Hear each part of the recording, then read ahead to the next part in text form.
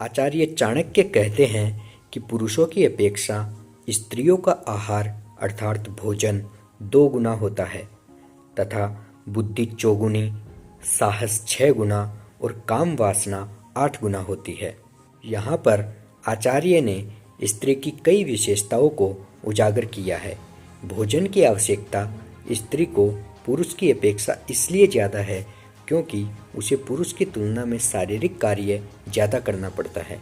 यदि इसे प्राचीन संदर्भ में भी देखा जाए तो उस समय स्त्रियों को घर में कई ऐसे छोटे मोटे काम करने होते थे जिनमें ऊर्जा का व्यय होता था। आज के परिवेश में भी स्थिति लगभग वही है। शारीरिक बनावट, उसमें होने वाले परिवर्तन और प्रजनन आदि ऐसे कार्य हैं जिसमें क्षय हुई ऊर्जा को प्राप्त करने के लिए स्त्री को अतिरिक्त पौष्टिकता की आवश्यकता होती है। इस सत्य की जानकारी न होने के कारण बल्कि व्यवहार में इसके विपरीत आचरण होने के कारण बालिकाओं और स्त्रियों को पुरुषों की अपेक्षा ज़्यादा कुपोषण का शिकार होना पड़ता है। बुद्धि का विकास समस्याओं को सुलझाने से होता है।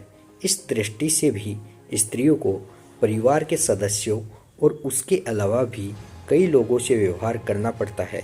इससे उनकी बुद्धि अधिक पैनी होती है, छोटी छोटी बातों को समझने की दृष्टि का विकास होता है तथा विविधता का विकास होता है।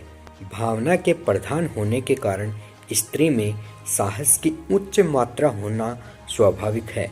पशु पक्षियों की मादाओं में भी देखा गया है कि अपनी संतान की रक्षा के लिए वे अपने से कई गुना बलशाली के सामने लड़ मरने के लिए डट जाती हैं।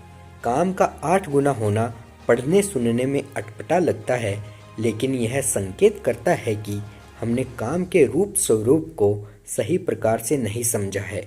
काम पाप नहीं है, सामाजिक कानून के विरुद्ध भी नहीं है।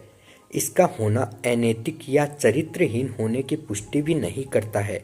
श्री कृष्ण ने स्वयं को धर्मानुकूल काम कहा है। काम पितृ ऋण से मुक्त होने का सहज मार्ग है। संतान उत्पन्न करके ही कोई इस ऋण से मुक्त हो सकता है। स्त्री की कामेच्छा पुरुष से भिन्न होती है। वहाँ शरीर नहीं, भावदशा महत्वपूर्ण है। स्त्री में होने वाले परिवर्तन भी इस मांग को समक्ष लाते हैं स्वाभाविक रूप में, लेकिन स्त्री उसका परिष्कार कर देती है, जैसे पृथ्वी मैले को खाद बनाकर जीवन देती है। इसे पूरी तरह से समझने के लिए आवश्यक है काम शास्त्र का अध्ययन किया जाए।